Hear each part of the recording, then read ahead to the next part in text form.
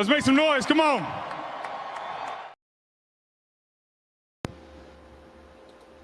Right you are. Yeah. That's what I'm talking about. Right you are, Nick Foles. Let's make some noise indeed. Welcome back, everybody, to the final word. Here on the Instagram Sports Network, with your boy MattyB on the call. It is Monday, Victory Monday. Victory Monday, 28-22. Eagles reveling in the throngs of victory over the Minnesota Vikings. And is this Brandon Graham thing a real thing? Do the Eagles have the stones? Does Howie Roseman have the stones to embarrass this fan base by bringing Brandon Graham out of retirement? Is this a real thing? I mean, is this what your all-world GM is going to do? Is this what's going to solve the problems along the defensive line, bringing back Brandon Graham? Listen, if you really want to kind of utilize Brandon Graham's skill set, bring him back as a coach, an advisor, a counselor, someone that the players can talk to. I don't need to see Brandon Graham along the Eagle defensive line. Come on. And you guys call me crazy? Howie Roseman did not prepare this team adequately for this season, for a title defense. There's no other way you're going to be able to justify them kicking the tires on Brandon Graham. There's absolutely no other way. So Victory Monday is in his house. We'll talk that. We'll talk anything else Eagles related. We are going to finish. Thank God. We're going to finish the Philadelphia Philly MattyB offseason plan. We're going to talk the bench. I'm going to reveal you my lineup. We'll go back over some players again. And we're going to put to bed MattyB's plan to rebuild the 2026 Phillies tonight. We've gone, it's about a week. I guess we started about last Monday, Tuesday. I don't remember. It was last week some point. But we're going to finish that off tonight. Kind of put that to bed as we are waiting for the Game 7 finale between the Mariners and the Blue Jays to see who's going to lose against the Dodgers. Well, let's face it. The Dodgers ain't losing the World Series. And then the Flyers tonight, 5-2 winners over the Seattle Kraken, coming off with 5 goals. Up to 7 points now, 3-2-1. Scored 2 power play goals. Stop the presses, everybody. Flyers went from a 1-for-15 on the power play entering this game, are now sitting at a 3-for-19 coming out of this game, which is a matter of literally, it went up, their power play point percentage went up 8 points by scoring 2 goals tonight. It went from 6% to 15%, or 9 points. It went up 9 points today. So that's good stuff. We can continue to talk the Flyers conversation. I'm up for that. Your day in Philadelphia sports history, your card review, and your of the night segment, all that wrapped into a nice little package tonight here on the program. So let's get rolling as we typically do. Joe House says, hey, what's going on, Joe? How you doing? 4-3 Blue Jays. Yes, I did I not say this there, MP? With inning, can you give us an inning update? I have not watched one pitch of the ALCS. Not a pitch. I didn't watch any pitches of the NLCS either. I'm checked out when it comes to what's actually happening. But I did say Blue Jays in Dodgers, didn't I? In the World Series. Says it was a 3-run homer by Springer to put them up. Oh, Skydome must be a rockin' the night. I know they don't call it Skydome. Was it Rogers Center? I was there. I was up in Toronto back in early July for a Blue Jay Yankee game. That was pretty fun. It's a nice place. It's a nice experience, nice city. Everything's pretty much downtown Toronto, walking distance to the stadium. Pretty good little hookup they got going on down there. Traffic is terrible. Have you ever been to Toronto? Traffic is ungodly bad. I've never been in traffic like that before. And I grew up in Philly, and I've never seen traffic like that. Are the phone lines open tonight? Yeah, we'll open them up. We will open them up. We will open up the phone lines. But let's get through some of the things that we got to do here on the program first. Let's get into our day in Philadelphia sports history. Let's strap it in, strap it on, strap it up. Keep your head, hands, and feet inside the car at all times. And here we go, go, go. On this day, in 1976, a historically transforming, franchise-altering move occurred in the world of the National Basketball Association. The newly added New Jersey Nets, who had just left from the falling apart ABA, entered the NBA. They were granted permission to enter the league. But immediately they were slapped with a lawsuit by the New York Knicks. The Knicks claim that the Nets are infringing upon their territory. So they slapped them with a lawsuit that they lost. The Nets lost. And Nets owner, what's his name? Jerry Bowie or something like that was his name. Roy Bowe, the Nets owner at the time, after dealing with league fees and expansion costs and all that, did not have the money to pay the New York Knicks off. So he was he didn't know what to do. And he only had one asset on the team, one player that could bring any sort of hope to the franchise or bring in some sort of value of a trade or a sell or something like that. So he turned to the Philadelphia 76ers. And on this day, back in 1976, the Sixers purchased the rights to small forward Julius Erving for $3 million. And, of course, it was an franchise-altering move both for the Sixers and for the New Jersey Nets as well. Dr. J, of course, went on to become the face of the NBA in the late 70s, early 80s, propelled the Sixers to immediate championship contention, culminating with the 82-83 run against the Lakers in a 4-game sweepage that I remember watching, and I was at that parade. I was 10 years old. I was at that parade. Of course, the last parade that we've had for the Sixers. But it was absolutely a franchising-altering move for the Sixers. The greatest player in Sixer history. Yes, he's even better than Wilt Chamberlain, and he does not even come close with Allen Iverson. Dr. J is the best player in Sixer history. And don't even talk about Joel Embiid. He's not even on the top 10. But on this day, future basketball Hall of Famer, the Sixer Hall of Famer, retired number by the Sixers and also by the Nets, Julius Erving joined the Sixers in a buyout move that the Nets had no choice. They had no choice. The New York Knicks sued the Nets for infringing upon their territory when they entered the NBA. So there you go. Here's your day in Philadelphia 76er history and Philadelphia history. Dr. J joins the Philadelphia 76ers. Oh, man. Got a question for you. How is Pat going to do the Sixers and Flyers postgame at the same time? He's not. We've changed the schedule. I posted it last night. Pat is off the Saturday deal, and Mike is on it.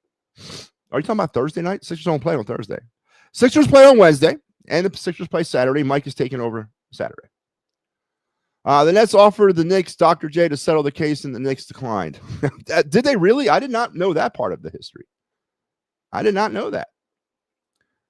Oh, Thursday. Yeah. I did not know that. MP dropping some further knowledge on this. I did not know that the Nets offered Dr. J in order to kind of throw that thing out the window. Well, thank you, New York Knicks. I guess they felt they didn't need him. But, yeah. Dr. J joins the Sixers on this day in 1976. I was 3. Actually, I was 3. 3 going on 4. I had no idea what was going on. But, all right. So let's get into my first segment. Let's knock out sort of the window dressing at first. So let's finish up our offseason plan, MattyB's offseason plan, of course, to fix the Phillies, to alter the Phillies. I don't know if you want to call it fixing them, but alter them. Phillies offseason, who stays and who goes and why. We are going to wrap things up tonight with your bench, and then we're going to debut the entire roster, from the pitchers to the bullpen to the non-position players, the bench, the manager, and how they sit on the diamond, and, of course, my new Uber lineup that I've concocted. Now, if the Phillies actually go ahead and do this, which they won't. I mean, like, I would say 80% of what I've figured out is not going to happen. But if they do, I believe this is what's going to get us the World Series. So let's go into the bench right now. So the bench, I'm an old school baseball guy, right? I grew up in a different time. I grew up in a time where a bench meant something. I grew up in a time where a bench was a vital part of a baseball's organization. That ain't the way it is anymore. And I understand, and I've come to grips with that, all right? But still, every now and again, the importance of a bench creeps into creeps into validity like it did in 2023 for the Phillies when, for some odd reason, with our season on the line, there it is. Rob Thompson sent Jay Cave up to bat to try to preserve the Phillies season in Game 7 against the Diamondbacks. It did not work.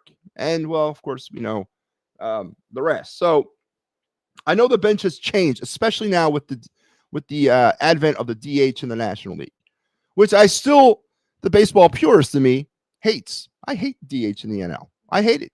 It was always what put us apart from the American League, was the fact that we made our pitchers bat. And I love that. Loved it. And I really wish they would go back to it.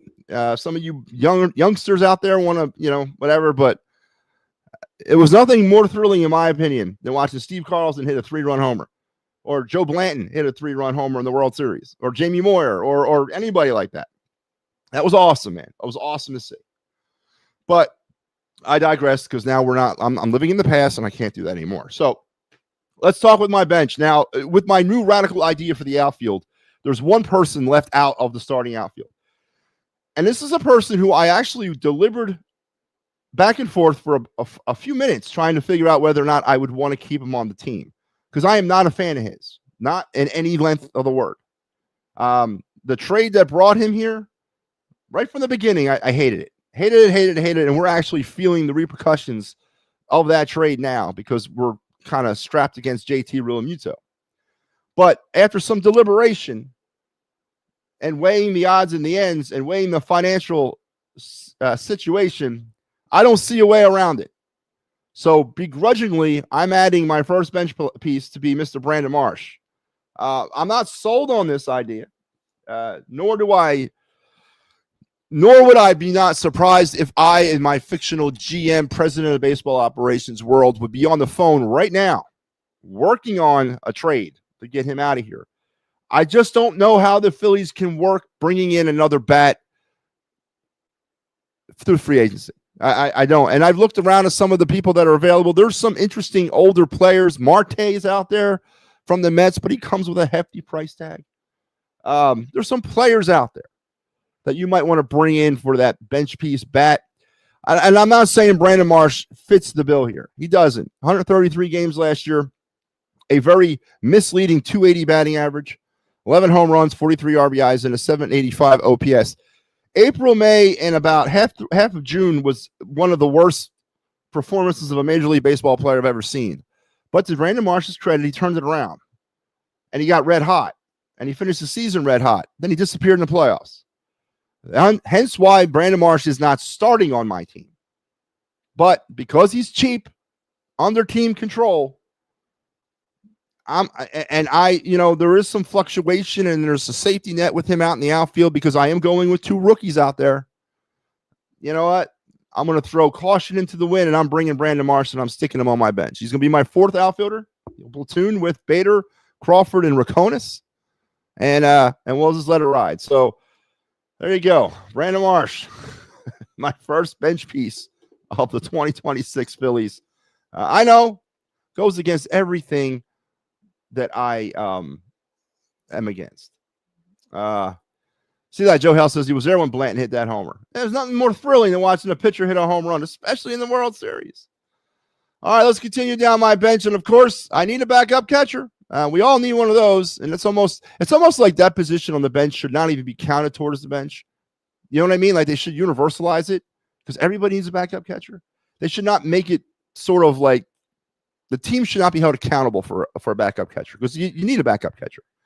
You know, it's like that emergency e-bug goalie in hockey. Everyone needs one. Just keep him off to the side. That's all the only time he can bat is if he enters the game defensively first. But whatever, maybe we can work on that later on. But in this case, I am going with the backup catcher of 2025. And again, begrudgingly, I'm not sold on Rafael Marchand's offensive ability. He only got into 42 games last year, and it's kind of a hard it's a small sample size for me to make any sort of offensive judgment towards him. He had moments of some offensive competence, but a 210 batting average, only 2 homers, 13 RBIs, and a 587 terrible OPS. But again, 42 games, sat for long periods of time before getting an opportunity. Defensively, though, he gives me the best chance without JT Realmuto. And you got to kind of weigh those options because I sure as hell ain't turning it over to Garrett Stubbs. And again, this is the Brandon Marsh effect, right? No Logan O'Hoppe. So I don't have that competent backup. I don't have any backup in the system right now that I can go through. Caden Hegginger is the next in line. He's down in AAA. I don't know how far along he is or what his ceiling is. Haven't really spent that much time looking at him. But right now, internally, Rafael Marchand gives you the best chance as a backup catcher. He spent the year with the Phillies last year, which I was glad to see. He stayed healthy. And when given the opportunity, at least defensively, he was a very average or very above average replacement for JT. The offensive game leaves a lot to be, desired here. But maybe given some more games, he improves some of those things. But he did show some pop at times. But a 587 OPS and only 13 RBIs and a 210 batting average. I don't know how much you can get excited for that. But again, it's about internal. It's about an internal resource that I don't have the liberty or the opportunity to upgrade externally. Now, things will change, of course, if JT does not come back. The Phillies are going to have to go outside the organization to find a catcher. You're not going to be able to turn it over to Marchand. You just can't. He's not that type of guy. And if they do, and God help them, if they come up with a pair of catchers of Marchand and Stubbs, I'm going to blow my brains out. There's no way I can watch the Phillies next year if that's their catching tandem. There's no way. I can't do that.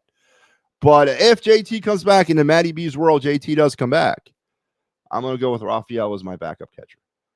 That's a pretty no-brainer. So far, nothing earth-shattering about my bench, and there's really nothing earth-shattering about my bench. It's pretty much the basic stuff.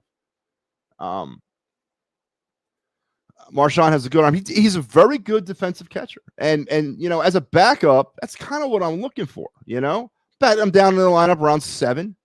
I'm not going to put him in any situations up top. I'm not going to put him in 1 through 6. No way I'm doing that. Marchand actually did pretty well last year when he played every day. As I'm saying, 42 games is a really tough. I can't really wrap my head around 42 games. But yeah, again, I'm okay with it. I'm okay with that backup. I am. All right, so moving on now. Let's continue down my bench, and because we need a utility guy. Every team needs one of these as well. And last year, we caught lightning in the bottle with ours. He had the best offensive season of his career. And that's, of course, Armando Sosa. 89 games played, 276 batting average, 11 homers, 33 RBIs, and a healthy 776 OPS. Yeah. A newfound rejuvenation for Armando Sosa. He was just a body who could play everywhere in the infield and in the outfield. So he was one of those spark plug kind of guys. So every team needs a guy like that, but actually found a bat at some point last year. And it was early on. Remember when he came in, when Bohm went down early? Was it in April he got hurt? Like second, third game of the year? Or he came in as a pinch hitter? He was hitting home runs left and right. And everyone's like, Bohm's struggling. Leave Sosa in. I was one of those people until he's not hot. But, Sosa's what he is. He's a utility guy. He's not an everyday guy. Not asking him to be an everyday guy, but he's a utility guy that can play anywhere in the on the baseball diamond. Matter of fact, I think he can catch and pitch. I think I could actually put him in any position. So it's no brainer there as well. Armando Sosa coming back as my utility infielder / outfielder / everything in my lineup. I can live with Marchand batting 9th plus as a switch hitter. Yep. All right, so moving on. We're wrapping up actually. It's only a four-person bench. This was tougher. This last decision, my last bench spot, it was tougher for me to make the decision because I am not a fan of this guy. I don't know what the hell he's doing here. I don't know. I don't know what I'm. I honestly was sort of. I looked around the organization, looked around at some of the things that was happening with the organization. And right now, heading into the season, I'm not saying this is how I'm going to keep it because he's definitely going to be one of the guys that are yo-yoed all up and down through the minor leagues, but I think he's out of options. And, of course, if Miller can get here sooner than later, then obviously Otto Kemp will take this guy's spot on my bench. But to start the season, I don't envision Miller being here. And I am, again, turning third base over to Otto Kemp. So I got no other choice but to go with this guy, plug and play guy, Weston Wilson. Don't hurt me. I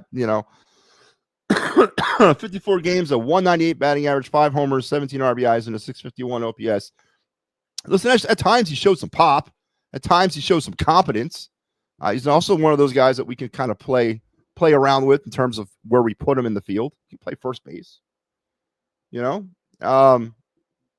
Just no other better option out there. And I hate to turn over a bench spot to a guy because of no better options, but we got to wait for spring training to start. We got to see how things work out. If Aiden Miller can, I have visions of Scott Kingery in my mind if he has a really good camp and they bring him right up. I don't want them to do that. Even if he has a great camp, I still want him to start the season at AAA. He's got to get more than one game of AAA under his belt. So with all intents and purposes, I'm going to start the season with Weston Wilson on my bench. Again, it's nothing that I'm married to. Matter of fact, I'm not married to anybody on my bench at all. I can move them all, or I can keep them all. But again, a very uninspiring bench for me. Kind of fits the mold of running it back, I guess, somewhat. Joe Hale says, please no Weston Wilson. Joe, I hear you, man. But again, I need someone to fill the void until we get the season rolling. I mean, there's options out there, man, but they're expensive options. Maybe you pull a trade. Maybe when you send Castellanos out of here, again, using it MattyB's world. Maybe if I'm trading Bohm, which I am, I'm trading Stott, which I am, I'm trading Castellanos, which I am. Maybe I finagle a utility guy or a fifth outfielder or somebody in that trade. Maybe I bring somebody in like that. But when we set the ground rules for this exercise, we weren't playing around with trades. It was just free agent signings and that. So maybe I do that. Maybe I finagle a trade and I bring in a bench piece. And that might be what you're getting for Nick Castellanos, because you're going to have to suck up most of his money. Maybe a team throws you back a bench piece. And I'll take that because it would fill a need on the team. So there you go. For all intents and purposes, we're done. We are done. No more. We've completed our exercise, and let's unveil the grand opening here. I'm going to put you up, and we'll talk the whole thing. So here it is. I'll debut my lineup here in a second. It's too expensive, man. It's like $11 million. I'm not paying for $11 million to put somebody on the bench, Joe. Just not doing that, man. Not doing that.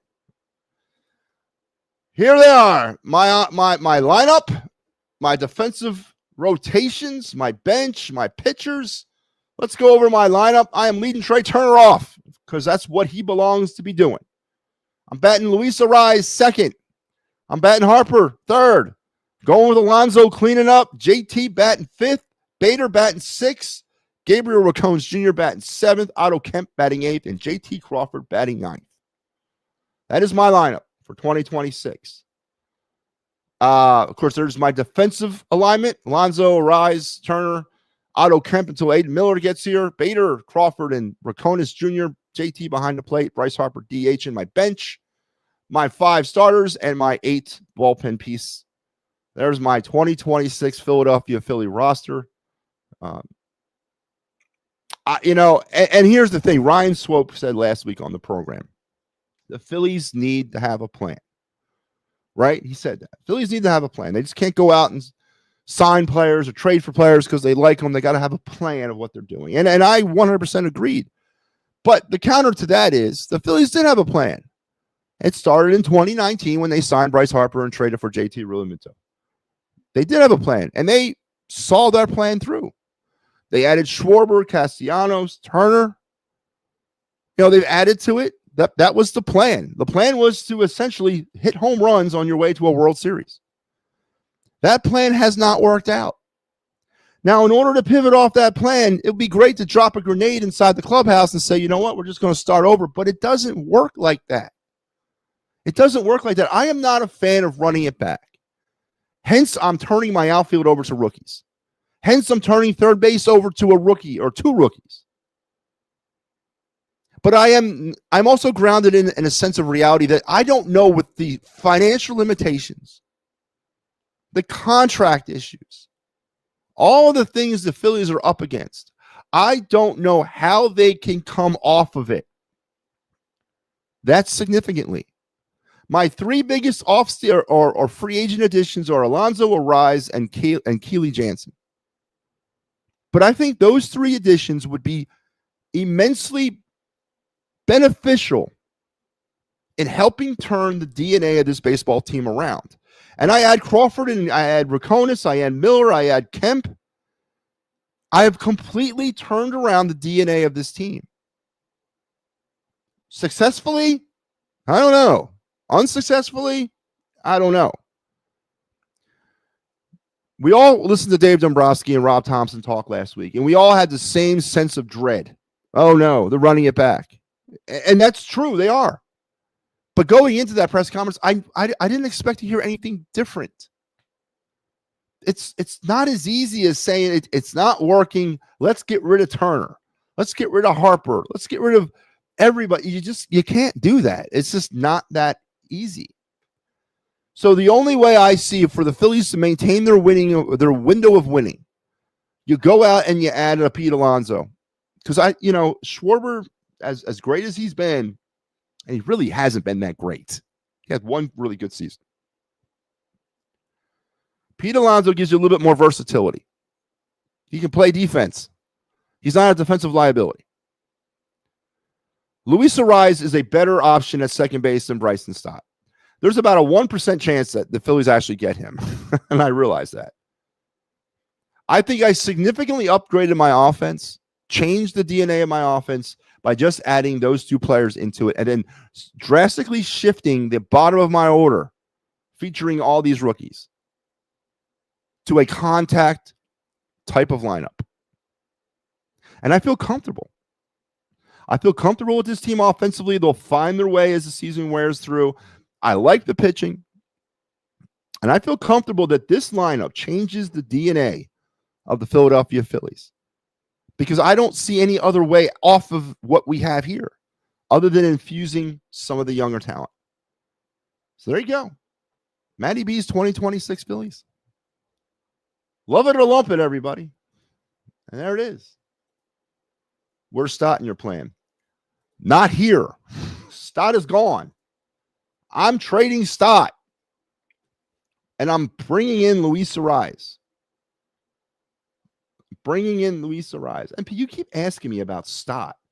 Stott is yesterday's newspapers. This is who I'm bringing in to replace him. 154 games, a 292 batting average, 8 homers, 61 RBIs, a 719 OPS, 1 error, 21 strikeouts, and 620 at-bats. Comes with an average market value of about $14 million. This is the guy. This guy screams the number 2 hitter. Not Bryson Stott batting first, third, eighth, ninth, 1, 2. This guy is a number 2. I need a number 2 hitter. And this guy to me is my number 2. I am moving off of Stott as soon as I can. So there you go, MP. There's where Stott factors into my plan. Oh, yeah. Just ask. Yeah, you asked me about Stott last night. Are you the head of the Bryson Stott fan club? Listen, I don't want. And in reality, Stott's not going anywhere. Stott's here. They're not trading Stott. They're not. I think they like him too much. I think it's misplaced. But again, he's under team control for another couple years. Comes cheaper. So I don't think they're moving off of Stott. But again, in my world, they did. And I would. So there you have it. MattyB's 2026 Phillies. As we move through the offseason, we'll revisit this and see how much I was actually right about and how much I was actually wrong about. And, of course, when we get to the beginning of the season, we'll be able to fully grade myself. That's good to get that done. All right. So we'll open the phone lines. Let's do them. Let's do it. If you guys want to join the conversation, I'm going to drop the link into StreamYard here, into the comments. You guys can jump on. Come backstage. I'll put you on the air. You don't have to have a camera.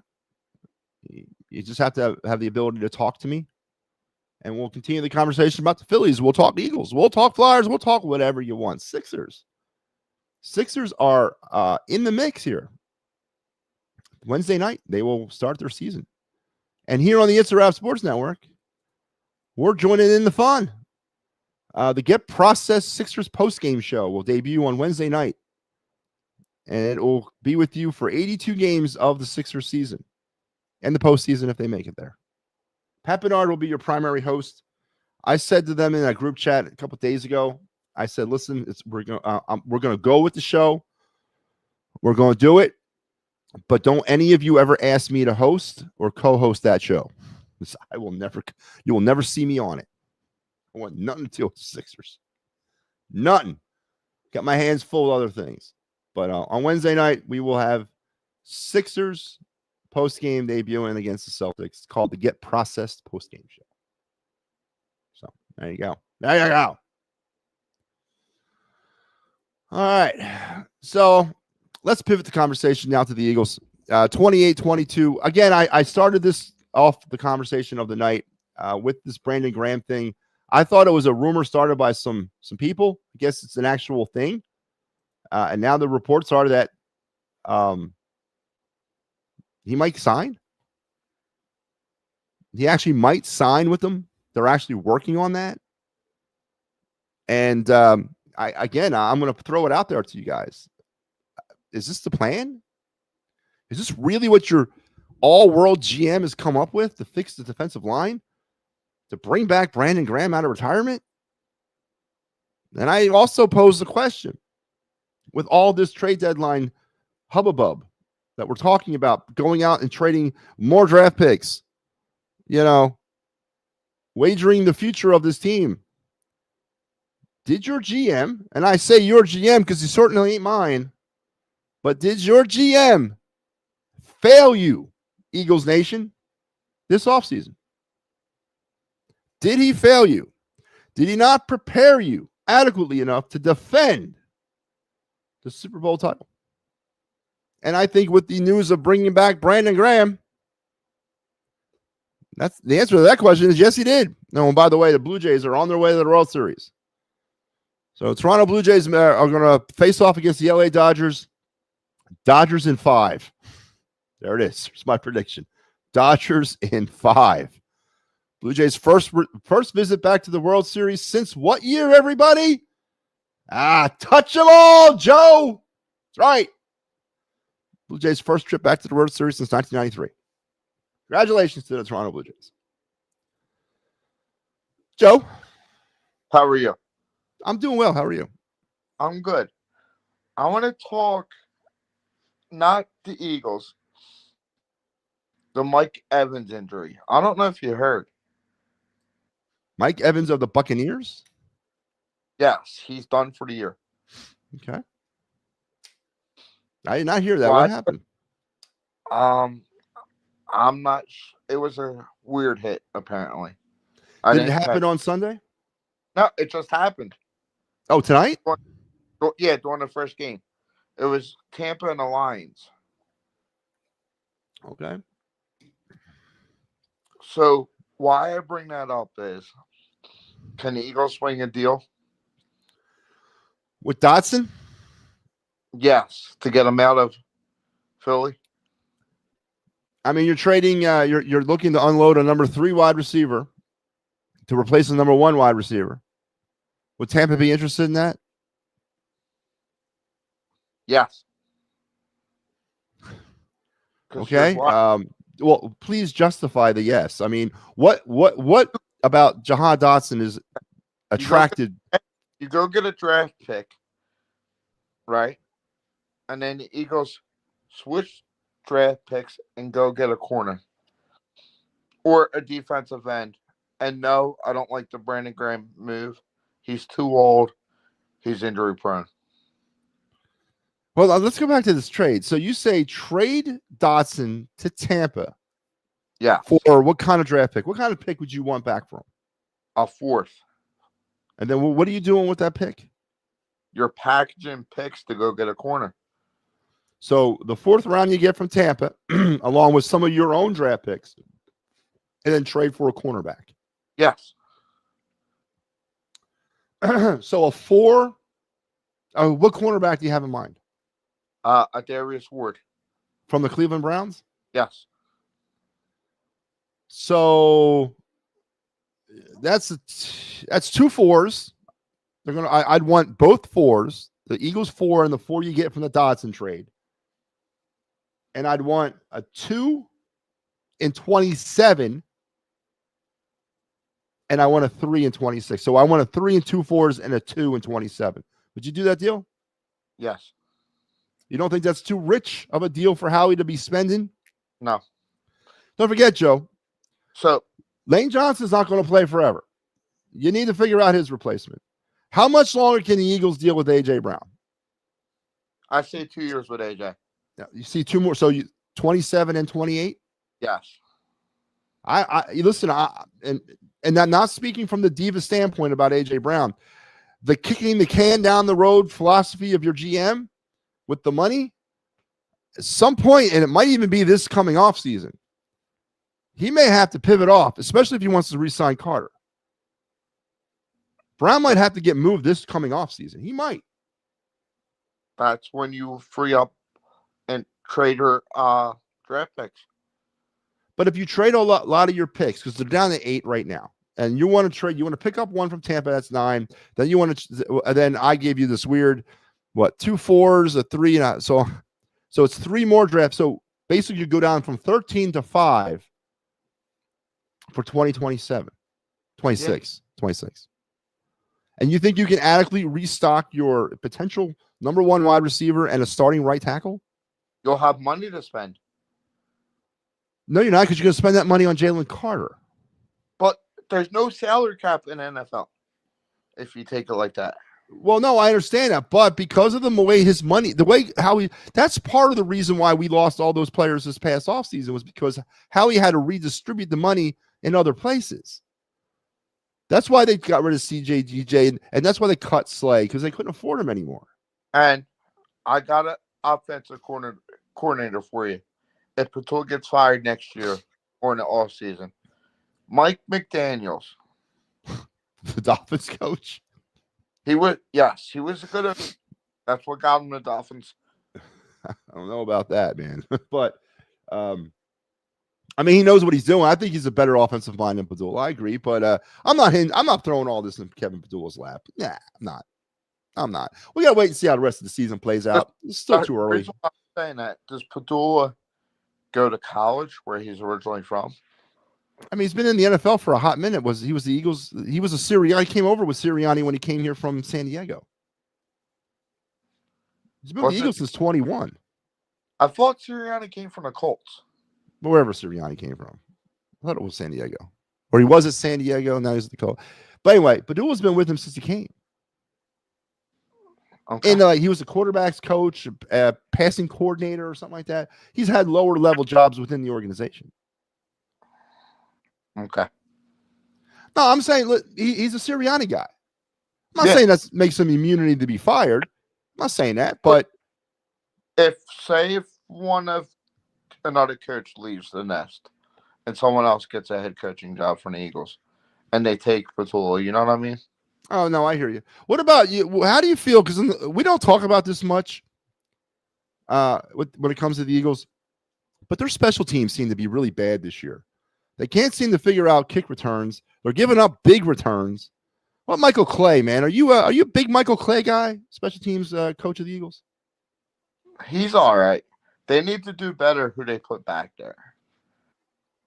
And stupid penalties on the kickoffs. Yeah, some of the blocking is a little sus. Some of the technique is a little sus. Again, I'm not, the last really good special teams coach I was Harbaugh, and he's been a head coach now for 50 years. But I don't know. Interesting game coming up against the Giants this week. So, anything else, Joe, you want to talk about? Flyers, real quick. Let's do it. I brought up to Mike Owen Tippett. Yep.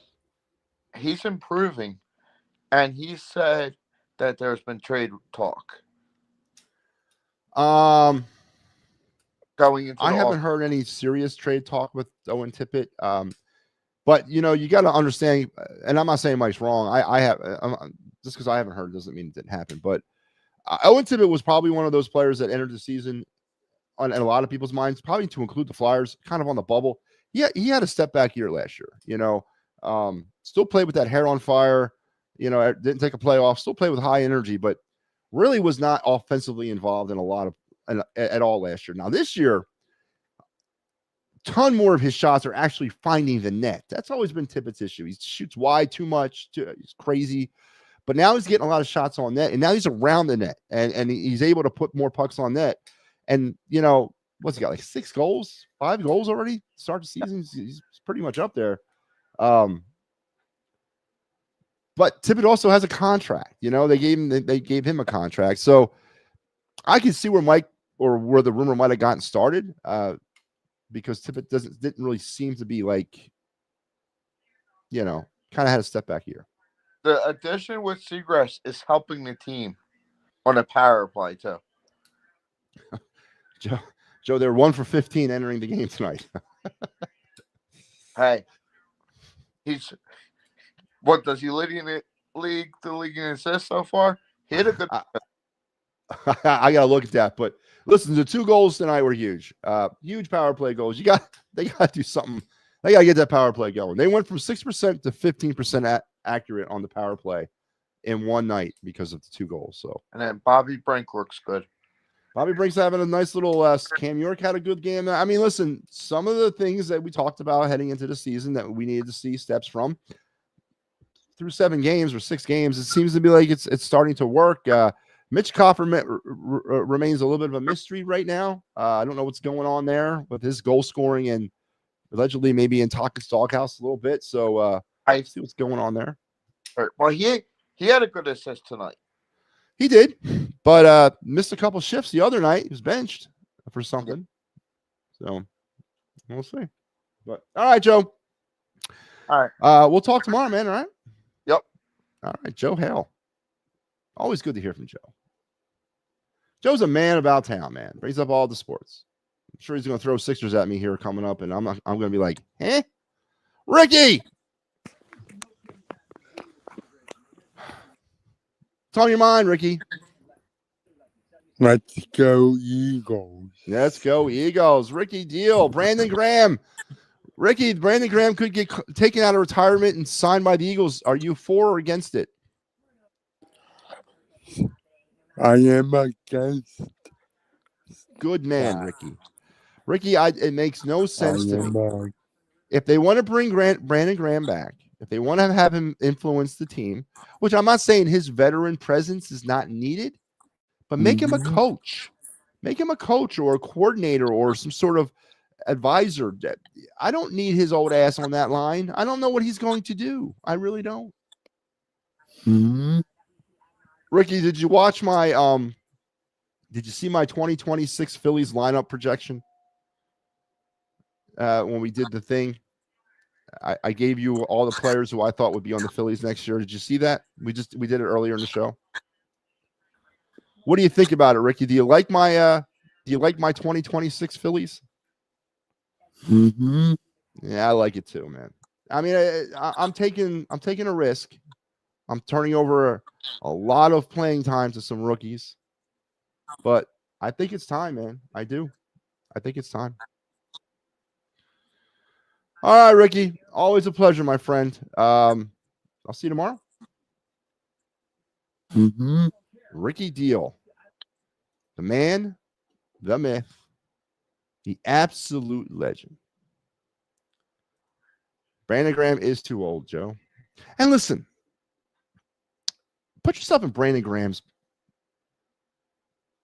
seat. Now, I don't know how much he's jonesing to play football. Maybe that's what it comes down to. Maybe Brandon decided, you know what? Maybe I retired a year too soon. But I'd be sitting down right now. It's what? Late October. You didn't have to do training camp. You didn't have to go through any of that nonsense.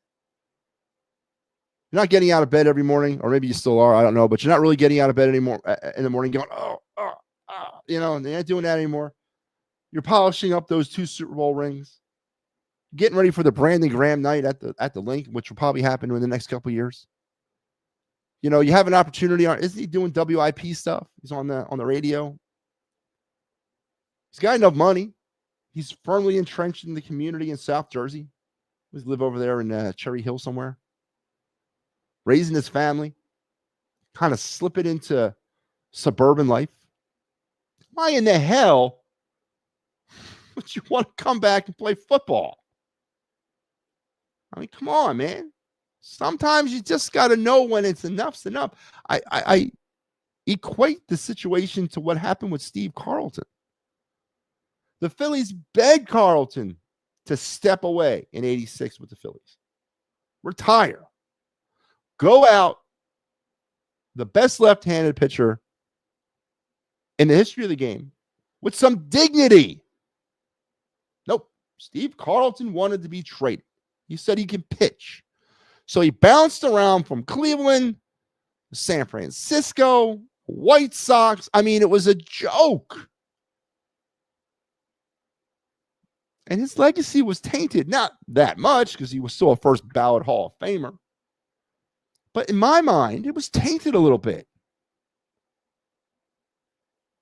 So, and of course, the biggest thing with Brandon Graham is the Howie Roseman effect. No one's talking about this. Everyone's just talking about Brandon Graham. Everyone's talking about, as Joe Hale was mentioning earlier, about going after, you know, some high asset players in the league. What did your GM do for you to set you up for success to defend a Super Bowl championship? We should not be talking like this about adding a impact player. We should be talking about adding some depth, adding potentially rotational guy, sewing up a part of the team that's a little weak. No, we're looking to repair the defensive line. You're looking to upgrade, not rotational, but upgrade your secondary and giving up a lot of draft assets in the process. So what did your GM do to successfully set the Eagles up for a Super Bowl run?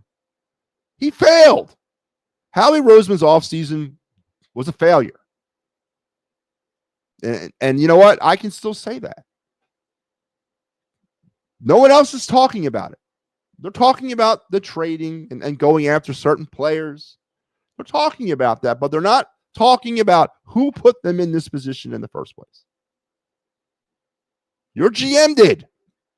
That fraud, Howie Roseman, put you guys in this spot. Now we're down from 13 draft picks to 8, potentially less if they have to go out and trade some more to bring in some impact players. So when are we going to start holding accountability to Howie Roseman? Now, I guess you really did give the man his due. You got to kind of wait until the end of the season and see how this all works out. But going after Brandon Graham or going after some players that are going to cost high draft assets, your GM failed you. 100% failed you. And I say you, and I call him your GM because, well, hi, I'm MattyB. Have we met? Brandon Graham is too old. He is. Speaking of the Eagles, is Kyle coming in another day? We are working that out.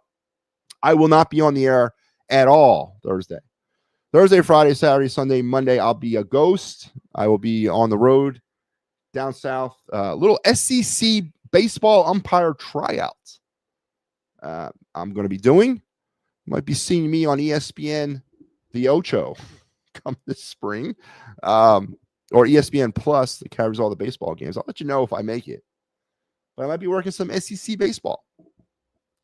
Now, the fiery blowhard Tennessee head coach is gone, thank God. He's on his way to San Francisco.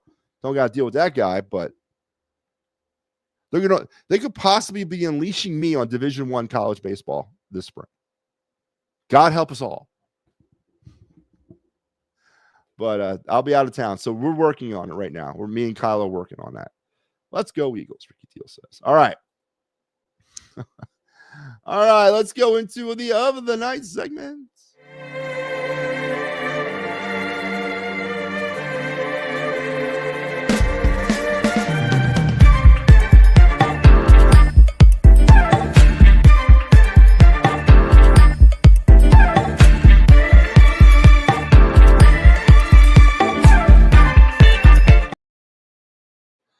All right, the of the night segment. We are, of course, deep into the Flyer prospect breakdown portion of our season, and tonight we'll continue that breakdown. Last night we talked. Who was it? Was it? It was Matthew Gard. Matthew Gard. Gord. I don't know how to say his name. Gard.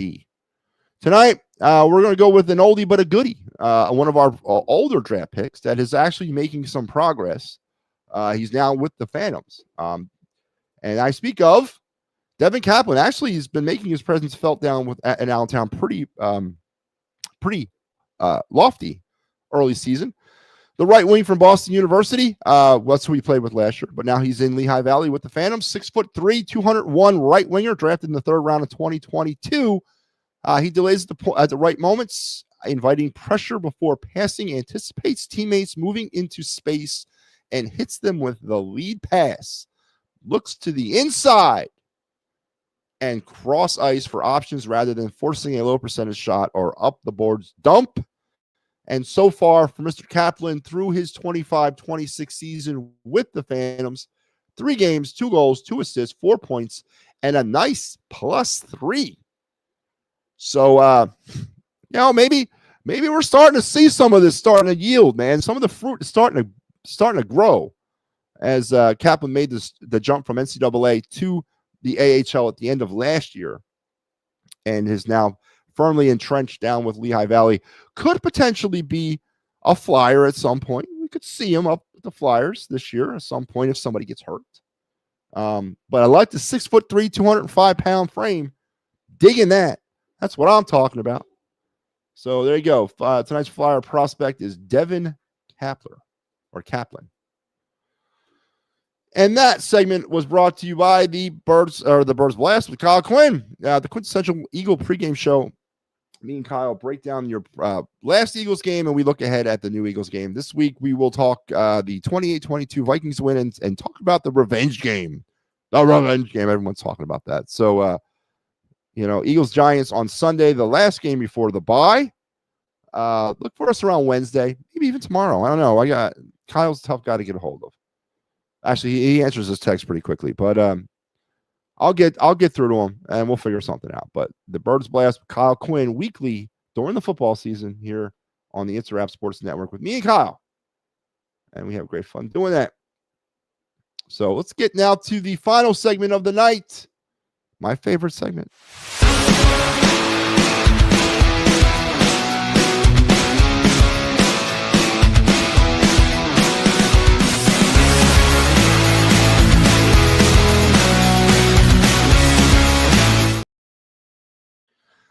Yes, indeed, the card review segment of the night here. For those of you that if you've been watching this show for any bit of time, I've given you the lineage or the sort of like the calendar on when it comes to Topps baseball cards release. Let's talk about it again because it's important that you understand it as we talk this segment. So, Series 1 Topps comes out every year around February, about Valentine's Day, right as they break for spring training is when Series 1 drops every year. Series 2 comes out June-ish. Then we get into Topps Chrome. Now, when we're talking baseball cards and the Chrome evolution of cards, this was a moneymaker for Topps, a huge decision for them to really start upping the ante of sports cards trading by investing a lot of money into creating a Chrome card with all the bells and whistles that it comes with. Now, when they get around to releasing their Chrome cards, which is around early September, mid-September, that's when you start as a card collector, you're starting to get into the money time, right? Because Topps Chrome cards, regardless if they're me on the card, are pretty valuable. Oh, they have the potential of being very valuable, right? Then we go to the update series, which will be out probably now. I think the update series is out now. And then in November, about mid-November, the Topps Update Chrome series comes out. And then in late November, right around Thanksgiving-ish time frame, the holiday cards come out. And that's how Topps does it every year. Now, there's a few special sets This year they did a heritage set, which was at some point in the summer they did one. They'll throw in a special set or two every year. But those are the 6 that you can rely on every single season. And tonight we're going to talk some Topps Chrome. And when you get a Chrome card, as I just said, they're pretty valuable cards. And then if you get a refractor, or if you get an insert, a parallel, an auto refractor, I mean, as I mentioned, then we start talking about some money. And tonight we're going to talk about a player's card who's really not worth that much money, but it's in a Chrome and it's in a refractor variant. And he's a player that me and Joe Hale have talked about on this program a couple times. We went over potentially me bringing him here, and he was one of my choices for second base. Yeah, I was looking at bringing him potentially in at second base.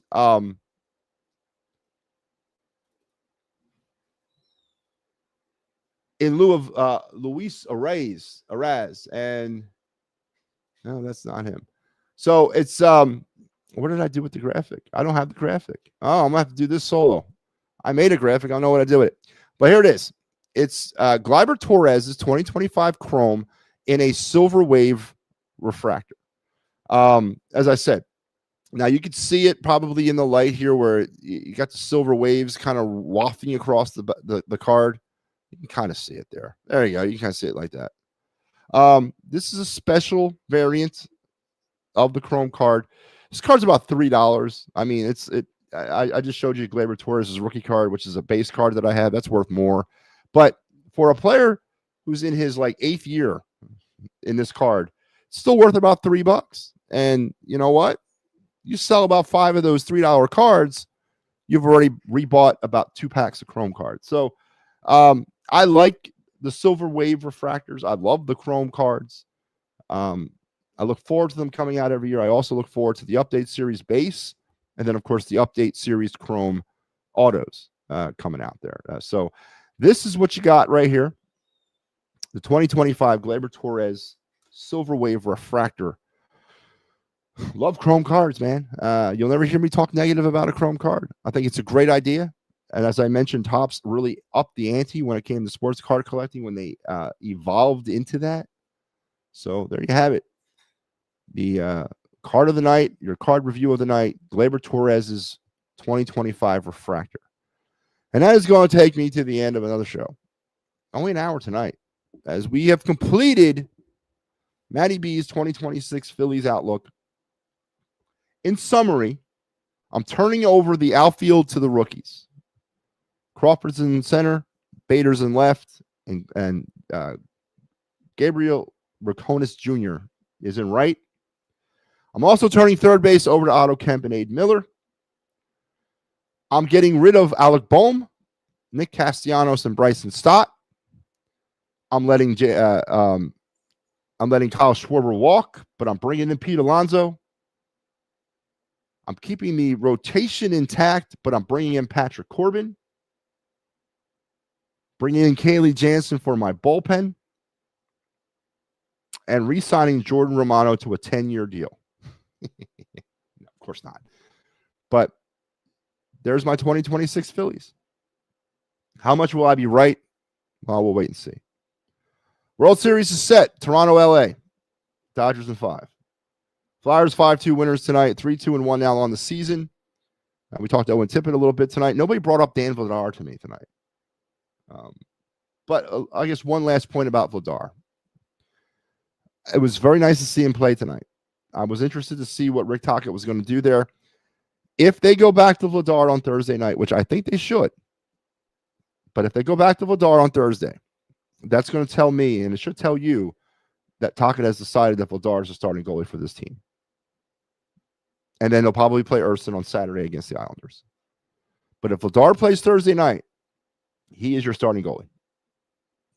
There's no doubt in my mind that that's what the decision is. Eagles 28-22 winners. Is Brandon Graham, which is a real thing about bringing him back, is this the best that your GM can do? Has your GM failed you in 2025? Has he let an opportunity to repeat as Super Bowl champions pass by the wayside?